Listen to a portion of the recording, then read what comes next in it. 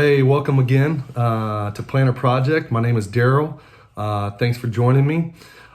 Today I wanted to talk about some of the five aspects that this little talk's going to be about. Yesterday I talked about consistency and just showing up and how that just brings a lot of value to your business, especially when you're just starting out in the solo lawn care business. Just being that one guy who shows up consistently just shows the homeowner that you value them taking a chance on you, and doing that pays dividends well later on down the road when they need something done outside of the normal just showing up to cut their yard. And we'll talk about that because I'm down here in the South and we're still cutting properties, and it's a nice balmy, probably 79 degrees with a humidity of probably 80 degrees. But I don't forget about the people up north or the colder climates that are now looking at temperatures changing, things aren't growing, and they may even have some snowfall. So I've never lived in the northern climate, so I can't speak on them, but I do hear and I see in the Facebook groups, people asking what to do. I think it's very important right now that it's kind of like, I don't know, here's an analogy for you, the hibernation phase. You did all the legwork up front to provide the consistency, to provide a good product, showing up, being diligent, doing the things that were asked of you and then some. And then when things aren't, or your services aren't needed out there every single week, that's when you can go back to the client and say, listen, hey, I'm not going to be out here every week, whatever you have set up with the client.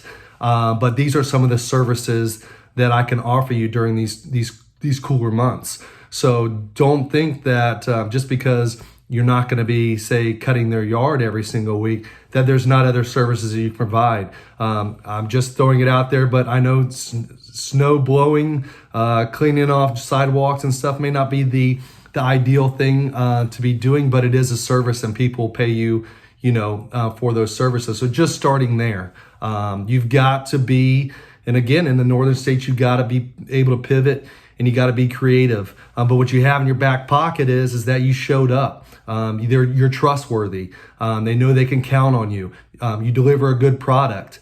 So now's the time to ask for the call to action per se. What else can my company, me, do for you? How can I help you out?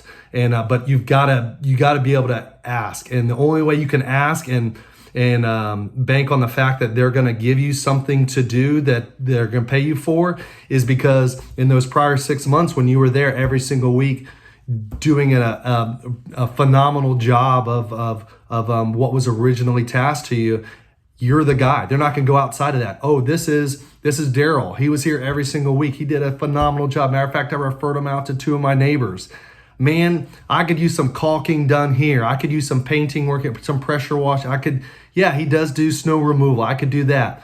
Whatever it is, you got to get creative, but you've established the biggest thing, the trust, the know, like, and trust, which I talk about. The know, the K, the L, and the T, the know, like, and trust factor that goes that's outside of just being able to cut grass and rake a few pieces of pine bark or hay or whatever you're doing. Is once you establish that, then you can provide these other services, because a lot of people can't offer that. They don't know you, they don't trust you, and they don't like you, quite frankly, and they just need their yard mowed. And that's not the client you want.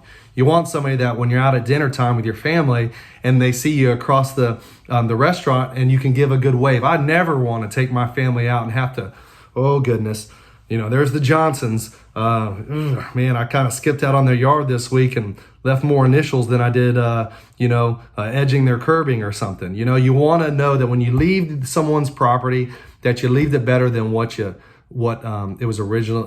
originally looked like. So when you do show up in your town restaurant, which I still say I live in a small town, but I want to know that I did a good job and I can say hello to somebody. And, that's my name out there. Business name, your last name.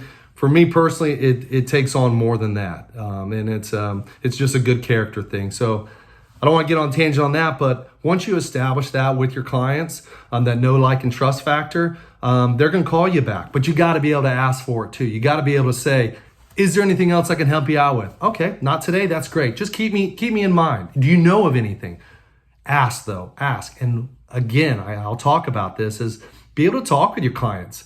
A lot of these guys out there, guys and gals out there, they just show up and do the work.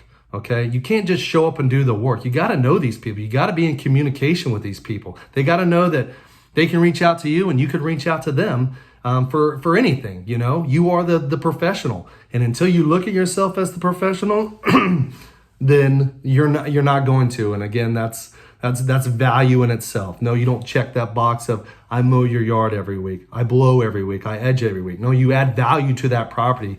You're maintaining that value of what that home property is, and then raising it some, because it's like clockwork. You're out there every single week. It looks great on that's one less thing that they have to deal with, and that you're the professional and you're making it look at the most highest level it possibly can be. And if it's not, there's your call to action. What can I do? You are the professional. Let's put new edging down. Let's put new mulch down. Let's change some things. Hey, this grass is not coming back. And you got to tell them that sometimes. Grass is not, we need to take this out. This needs to be looked at. The soil needs to be looked at, and we need to put something else down. However you get that done, but you're the professional. Communicate that to them and get that done. One of the things I want to talk about is back to that know, like, and trust thing, is that you'll get calls, whether a referral or one of your ads or whatever. Hey, can you come look at 1234 Jackson Street? Okay. And give me a quote or give me an estimate. Can you stop by and look at my property and give me an estimate of what it'll cost they'll dummy it down to cut my grass. Well, it's professional that it's not just cut your grass. Okay. First off, when is a good time? When is a good time for both parties to meet? Because you want to, again, start establishing that know, like, and trust factor. I'm gonna beat that thing up. Know, like, and trust factor. When can we meet so we can walk your property and see your pain points? What is the eyesore? Whether they tell you or you're pointing it out, these things need to be addressed. And what is your solution? Listen. God gave you 2 ears and 1 mouth. I have a hard time with this. So you listen more than you talk. But listen to what their problem is. And some things will blow you away at what they say, and other things you'll be like, wow, I didn't really even think of that. But be willing to listen and walk with them around the property. If they're not willing to meet you, treat you like a professional, and walk you through the property, then they're probably just kicking tires and they're going with the lowest price. And you don't want to be in that race. If they're just looking for a price, well, I'm not your guy. And be okay with that, because once you get out there and walk the property and see that you're a person that they can speak with and resonate with and communicate with, that's great. You're selling yourself. You're selling your services. If they want to, hey, can I call 2 of your people that you already contact? If you have no clients, that's okay. Listen, be very transparent. Listen, you'll be my first client, and I will give you the full attention of my first client. This is very important to me. Just tell them your story. They're either going to like you or not. Whether you do 100 yards or this is your first yard, be transparent. Be truthful. Always go back to being truthful. It will lead to better roads and better opportunities to open up for you. I promise you. Don't ever shy away from where you started from. There's a lot to be said for that. It's your character. Just being transparent and just being honest with people goes a long way. But again, get out there and set up a time where you can meet with these people and walk the property with them and see what the issues are and how you can resolve them. I personally like to get them an estimate back within 24 or 48 hours. And I don't send them texts. I don't call them to tell them what it is. I will do, through QuickBooks, an estimate. It doesn't have to be elaborate. This is what I'm going to do. This is when I'm going to be out here. This is the price. And then you call them and say, when can I set up a time? This will take 10 minutes, 15 minutes. When is a good time to come out and meet you so I can deliver this to you? If they're not, again, ready to see you again, to walk you through these properties and answer some further questions for them, then again, I have a feeling they're probably just kicking tires. So get a delivery date. You take it back out there. You meet them head on. You meet the wife now. You meet the kids. You meet the dog. Whatever it is, and deliver it to them. It's a personal service. Again, you're gonna alleviate a lot of these tire kickers, the people that are just shopping for price. You don't want to get in again. You don't want to get into that race to the bottom. So they're gonna give you the time. You deserve that time to tell them, hey, this property, I'm gonna come out here, every single week. You can count on me. You may be able to tell them what day you're gonna be out there. I try not to tell them what day, but I'm gonna be out there the week because things come up. Kids, family, rain, snow, whatever it may be. But I'm gonna be here weekly. This is how to get in touch with me. This is my cell phone number. You can call me. On weekends, I'm with family. You may not be able to reach me, but send me a quick text and call people back. Don't let it hold me. I don't let things ride on my shoulders. Call them back as soon as you can. That's what I'd say is set up a time to meet them on the property and set up a time when you're going to deliver. And again, expectations. Tell them when you're going to be bringing their estimate back to them. I'm just kind of going over. Yesterday, I shot a video on consistency and showing up and realizing that people are watching you, whether it be the homeowner or the person across the street that's questioning their own lawn service. But today, I just want to talk about don't be dropping off or leaving voicemails of what estimates they are.